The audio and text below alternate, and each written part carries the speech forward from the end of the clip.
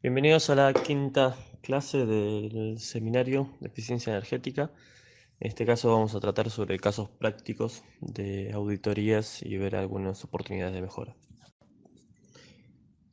Dentro de estos casos prácticos veremos algunas de las situaciones más habituales que se pueden encontrar en las empresas y se proponen posibles soluciones prácticas para la construcción de líneas base e indicadores de desempeño, así como procedimientos para el control y medición de parámetros energéticos.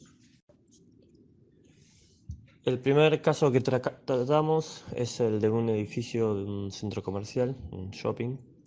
En este caso se caracteriza por tener necesidades energéticas influenciadas fuertemente por los ciclos estacionales, donde vamos a ver que la carga de refrigeración y calefacción es importante y se lleva un porcentaje fuerte del consumo. Bueno, dentro de la tabla, ya dentro de esta diapositiva podemos ver la tabla donde se refleja todo lo visto en la auditoría, donde necesitamos evidenciar las instalaciones, los equipos, dónde se encuentran estos equipos, el total de unidades y empezamos a tomar relevamientos de lo que es la potencia medida por equipo y por tipo de equipo, así también como el consumo, que si es electricidad o es gas, para saber si es energía eléctrica o energía térmica, de lo que consume cada uno de los equipos. Fundamental de esto, bueno, ya hemos hablado sobre las auditorías, al hacer recorridos con personal que conoce las instalaciones, entender cuáles de estos equipos llevan más tiempo dentro de la instalación, cuáles son los más nuevos y cuáles son las futuras ampliaciones, nos va a servir para poder comprender cómo es el consumo pasado, cómo es el consumo presente y cómo será el consumo futuro de cada una de las instalaciones. En base a, a estas auditorías que realizamos, podemos definir indicadores de desempeño energético que pueden aplicar numerosos enfoques basados en variables independientes con influencias en el servicio de energía del edificio. Así como habíamos visto de, dentro de una fábrica, que podemos hacer por unidad o por kilogramo producido dividido por el consumo energético. Acá tenemos algunos ejemplos como consumo de energía de referencia por unidad temporal, como puede ser mes, día, año o mismo hora del día. Diferencial por hora del día nos puede ya servir. A nivel nacional se separan los horarios entre pico, resto y valle. El pico entre las 18 y 23, como ya lo hemos visto. Después en el valle durante la madrugada hasta las 5 de la mañana, desde las 23. Y los horarios restos son los que restan.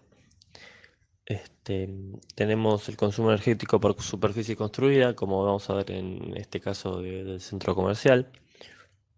También nos sirve para saber por material de construcción, para comparar, puede ser dos viviendas, dos edificios que situados en el mismo lugar, misma zona climática, saber cuáles son los materiales de construcción que se utilizaron para su envolvente, o consumo energético por parámetros climáticos como temperatura, humedad y pluviosidad, sirve para saber por comparar dentro de ambientes similares, comparar, por ejemplo, una vivienda construida en Neuquén con las temperaturas que tiene dicha zona con lo que es algún caso similar con temperaturas similares de otro punto del planeta. Nos sirve para saber cómo consumimos la energía y cuán eficientes están las construcciones. Con todos los datos que recopilamos, y a continuación vamos a mostrar cómo hicimos para realizar el cálculo de este indicador de desempeño, vemos en la figura que el centro comercial se encuentra por encima del promedio, lo cual nos motiva a encontrar oportunidades de mejora en el consumo energético. Vemos que en el eje tenemos superficie de atención al público por metros cuadrados. Este es un centro comercial de 2000 metros cuadrados y tenemos el consumo de energía eléctrica en megawatt hora por mes, con lo cual ahí nos encontramos dentro de ese punto, que a continuación en las siguientes filiminas vamos a hacer un análisis en detalle de qué es lo que compone para llegar hasta ese consumo. En base a la tabla que habíamos elaborado y que tenemos en la Filmina 3 de todos los consumos que relevamos, y suponiendo, entendiendo los tiempos de uso acompañado de los datos que nos brinda la gente que administra el edificio, podemos empezar a calcular cuál es el consumo esperado que tiene cada uno de los ítems, ¿no? Por ejemplo, en este caso tenemos la potencia instalada de 4 equipos, lo cual tenemos 120, son 4 equipos de 30 kilowatts, con lo cual tenemos 120 kilowatts de eléctricos, suponiendo que por ser frío o calor trabajan 6 meses al año, 3 meses en invierno y 3 meses en verano, y que el centro comercial está abierto durante 16 horas. Podemos realizar los primeros cálculos, con lo cual nos va a dar una idea de cuánto es el estimado de energía que tienen que consumir todos estos equipos, con lo cual nos da 345.600 kWh. Esto es un cálculo por, vemos que estamos haciendo anual, ya que lo tenemos los 6 meses, los 30 días del mes y los 16 horas del día. De la misma forma podemos hacer, vamos a mostrar, no todos los cálculos los tienen dentro del documento que va junto con la clase, pero podemos ver en la iluminación, por ejemplo, que utilizamos 16 horas del día, 30,4 días del mes y los 12 meses, ya que la iluminación, al igual que los carteles luminosos, funcionan constantemente y se espera que sea únicamente durante las horas del día. Esto nos sirve de calcular de esta forma, ya que tenemos un estimado de cuáles son los consumos. Esto lo podremos cruzar luego con lo que son los datos de facturación en primer caso, y después, si procedemos a tener un sistema de medición de consumos eléctricos, vamos a poder evidenciar si estamos consumiendo por encima o por debajo, para entender si las instalaciones están siendo eficientes o no y si están funcionando como deberían, o tenemos que empezar a tomar algunas acciones.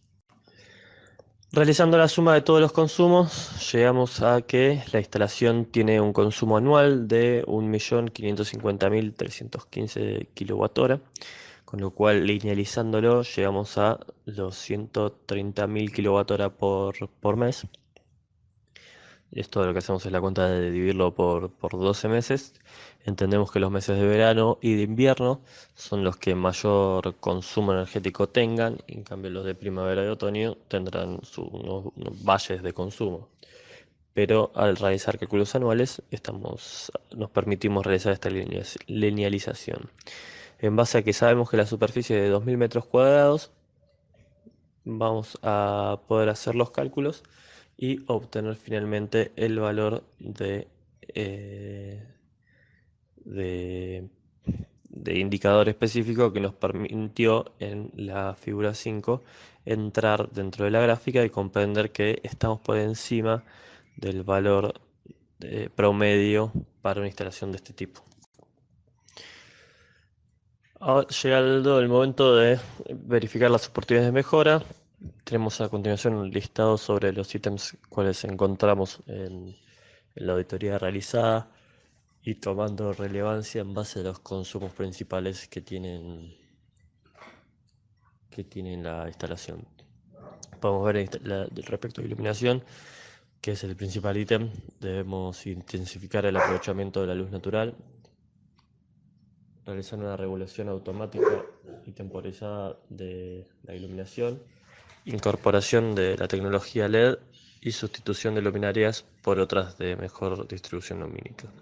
Respecto a las instalaciones térmicas y frigoríficas, equipos de frío, sustitución de equipos de calefacción y refrigeración por otros de mayor eficiencia, instalar recuperación de energía y minimización de pérdidas, estudio de mejoras en la distribución de este tipo de energía. Y por último, en la envolvente térmica del edificio encontramos como oportunidades de mejora, la mejor conservación de energía en cerramientos, puertas y ventanas, instalación de puertas dobles y cortinas de aire en las entradas principales, y reducción de altura de falsos techos, lo cual todos estos puntos suelen repetirse en casi todas las instalaciones de centros comerciales. El segundo caso que vemos es el de una fábrica de golosinas. Es una empresa que produce diversidad de golosinas. Y lo importante acá es entender las distintas etapas que atraviesa la producción. Tenemos que El proceso se lleva a cabo, empieza por una disolución del azúcar y glucosa previamente pesadas. Esta disolución es llevada por una bomba alimentadora a la cocina donde va a ser cocinada. La mezcla es cocinada es colocada en una mesa enfriadora. Se agrega colorante, ácido orgánico y especias dentro de la mezcla en la mesa enfriadora circular. Pasa al sector donde se le dará forma, se traslada a la máquina estampadora para formar el tipo específico de caramelo. Luego pasa a través de un transportador donde va a ser enfriado por un periodo específico de tiempo y el producto final es llevado a una máquina envolvedora automática, la cual envolverá los caramelos individualmente. Finalmente el caramelo es sellado y almacenado hasta su comercialización. En el trabajo realizado en la industria de alimentación, se analizaron los diversos parámetros y los datos de producción con el objetivo de obtener las mejoras que permitan aumentar las potencialidades y reducir lo que es el consumo energético. Luego de la auditoría se distinguieron tres principales elementos a mejorar, que son el sistema de generación de vapor, el sistema de aire comprimido y el sistema eléctrico e iluminación. Comenzando por el sistema de vapor, podemos ver en las líneas rojas representado el vapor de agua que sale de la caldera. En verde el agua tratada, que proviene desde una mezcla entre agua de reposición y productos químicos. Y en naranja tenemos el drenaje del condensado. Vemos cómo el condensado se tira a la cloaca, el condensado es luego del vapor, queda el agua que se termina condensando, que no es utilizada, se devuelve finalmente al agua. La planta cuenta con un generador de vapor humo tumular de 3 pasos de gases y de posición horizontal, y el mismo posee una superficie de calefacción de 57 metros cuadrados y utiliza como combustible gas natural. Ahí en la imagen se puede ver el esquema completo de cómo tenemos el agua que ingresa al sistema de vapor y luego las cañerías de vapor, cómo pasan a través de un distribuidor de vapor y por determinadas válvulas que reducen la presión respecto de la presión de generación de vapor. A continuación vamos a ver el diagnóstico de toda esta instalación de vapor, empezando por la eficiencia del generador de vapor. En el cálculo del rendimiento del generador de vapor existen dos métodos.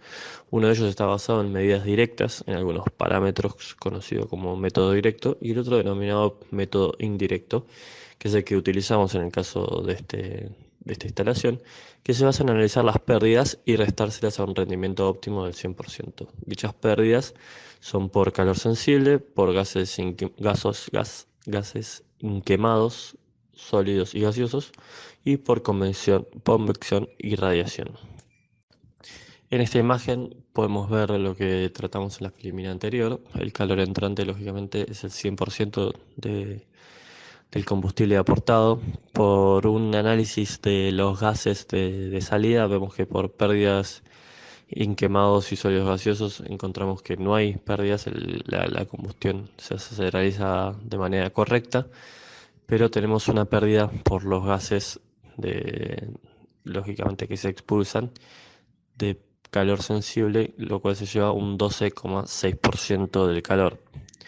Esta caldera tiene una purga continua de agua, la cual se lleva un 4,7% del calor, y realizando análisis termográficos vemos que a través de la superficie de esta caldera se realizan pérdidas por radiación y convección que son del 0,9%. En una de las filiminas vamos a ver en detalle un tipo de este cálculo en base a lo que son las tuberías, con lo cual al final obtenemos que el calor aprovechado es del 81,8%. Este vapor luego de ser regenerado pasa a través de las cañerías de distribución de vapor. Este es uno de los puntos importantes a tener en cuenta, ya que hay que ver que los accesorios y cañerías estén bien aisladas, si no van a sufrir pérdidas por convección y radiación. Acá podemos ver cómo se calculan. La pérdida por convección se calcula según, bueno, tenemos el pi por el diámetro para saber cuál es la superficie a la cual estar expuesta. Tenemos el coeficiente de convección entre la superficie externa del tubo y los alrededores, cuyas unidades son watt por metro cuadrado Kelvin. y tenemos la temperatura de la superficie, la cual podemos obtener con una cámara termográfica, y la temperatura exterior. Así obtenemos el calor por convección, la pérdida de calor por convección. Y por radiación necesitamos la emisibilidad del tubo, la superficie a la cual está expuesta, la constante de Stefan Boltzmann, la cual tiene un valor constante de 5,67 por 10 a la menos 8, igual que el coeficiente de convección. Tenemos watt por metro cuadrado, pero acá tenemos los Kelvin a la cuarta, ya que la radiación toma la superficie, la temperatura de la superficie a la cuarta, se la resta a la superficie exterior a la cuarta potencia, y así podemos, sumando ambas pérdidas por convección y por radiación, entender y combinar cuánto es la pérdida por una cañería que está aislada o mal aislada contra una cañería que está correctamente aislada. De los, de los cálculos realizados en esta auditoría, obtenemos que la pérdida anual toma un valor de 23.645 kilocalorías hora, con lo cual, si consideramos que la eficiencia de tenemos que entender la eficiencia de la caldera, cuál es el poder calorífico del gas natural y cuánto es el funcionamiento del, cuándo son las horas de funcionamiento de la instalación, obtenemos que el consumo anual de combustible es de 188.100 metros cúbicos por año. Con estos datos obtenemos que el combustible ahorrado por una correcta utilización es de 6.580,7 metros cúbicos por año, lo cual representa un 3,5% del consumo total del combustible.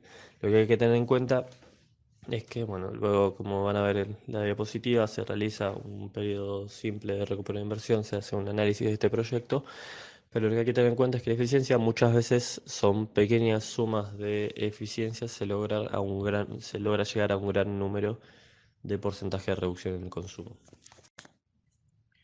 Acá tenemos el caso de recuperación del condensado, el cual es importante el ahorro que puede llegar a producir. De recuperarse el condensado, como muestra la figura, tenemos que los equipos que utilizan vapor toman de la línea de vapor, luego se termina irán arrojando ese condensado, pero en el caso de la fábrica de Colosina que estábamos tratando, ese condensado se terminaba arrojando finalmente, desechando, pero se puede llegar a recuperar con una construcción de línea de condensado, lo cual merece una inversión para poder recuperarlo. Pero bueno, tenemos el cálculo que vemos que si nosotros tomamos esa agua de condensado, vamos a estar obteniendo energía, ya que tenemos que la entalpía de este condensado es de 85 kilocalorías por kilogramo, en general en promedio, ya que el agua suele salir a 80 grados aproximadamente. En cambio, la entalpía el agua de reposición, que suele estar a 20 grados, es de 20 kilocalorías por kilogramo.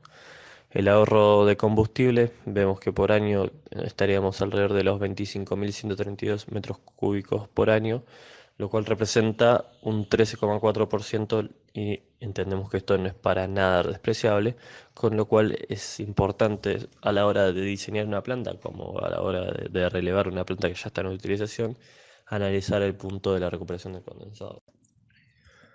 Un punto no menor y que se suele encontrar con frecuencia en las fábricas es el ahorro por reducción de la presión de generación. Hay que entender cuál es la presión de vapor que necesitan cada uno de los instrumentos. En esta fábrica era de 6 kilogramos por centímetro cuadrado y se genera una presión entre 9 y 10 kilogramos por centímetro cuadrado. Se debe observar cuál es la pérdida de carga de las cañerías para ver si están bien dimensionadas o no, a qué presión se llega a los puntos, y se puede llegar a proponer una reducción en la pérdida en la presión de generación, lo cual es un ahorro instantáneo sin ninguna inversión. En este caso se recomendó disminuir la presión a 7 kilogramos por centímetro cuadrado, con lo cual se logró un ahorro de 0,73% sin ningún tipo de inversión. Pasando al sistema de aire comprimido, el aire comprimido es uno de los componentes que más energía consumen. Hay que recordar que al comprimir un gas aumenta fuertemente su temperatura, con lo cual muchas veces se considera que los equipos de compresión de aire son casi como estufas y hay mucha pérdida. Y un punto muy importante es la temperatura a la cual aspiran este aire. Mientras más grande, más alta es la temperatura a la cual aspira el aire un compresor, mayor va a ser el trabajo que tendrá que realizar este sistema, este equipo. Tal es así que se estima que por cada 4 grados centígrados de incremento de temperatura de aire de succión se incrementa en 1% la energía consumida en el compresor para la misma cantidad de aire comprimido. En el caso de esta instalación, encontramos que por una mala circulación del aire está tomada 8 grados por encima de lo que era la temperatura ambiente, con lo cual teníamos una pérdida del 2% en la eficiencia del equipo de compresión.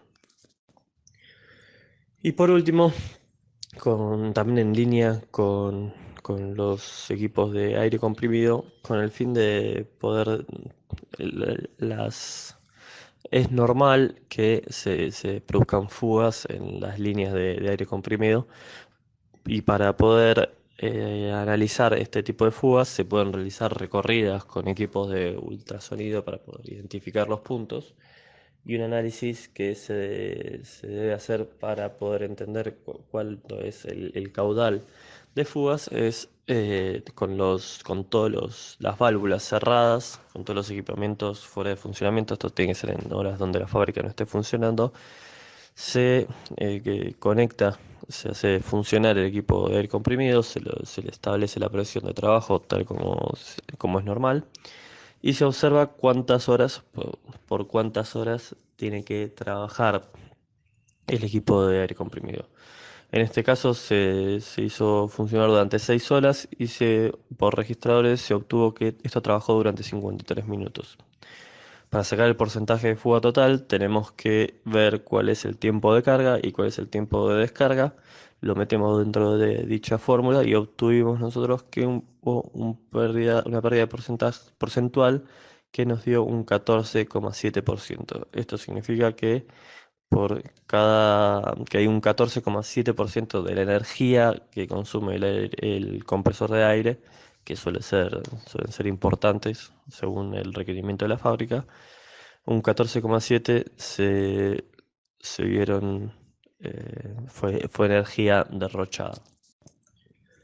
Por último, en el cuadro de mejoras halladas, es importante no ver los números, ya que posiblemente los valores en pesos, algunos pueden haber quedado retrasados respecto a valores actuales, con lo cual es una medida de, para tomar el monto de inversión. Lo importante acá es ver cuál es el ahorro energético anual, cómo podemos ir sumándolo y mostrándolo, cuál es el monto de inversión de cada uno. Esto lo relacionamos con el ahorro monetario anual y lo importante acá es ver cuál es el periodo de recupero en meses, lo cual siempre que planteamos un proyecto de inversión tenemos que poder saber en cuánto tiempo recuperaremos ese dinero.